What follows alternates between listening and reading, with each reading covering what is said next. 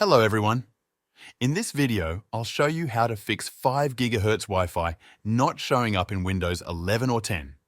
First, open your Start menu and type Control Panel. Then, open the Control Panel and go to Hardware and Sound. Then, click on Device Manager. In Device Manager, expand the Network Adapters section.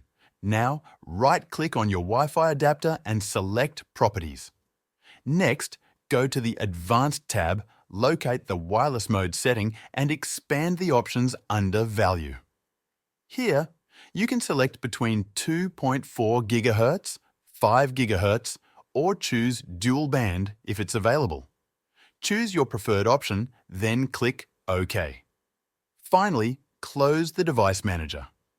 That's how you can switch from 2.4 GHz to 5 GHz Wi-Fi. If this video helped you out, feel free to buy me a coffee using the link in the description. This will support the channel so I can keep making more videos like this.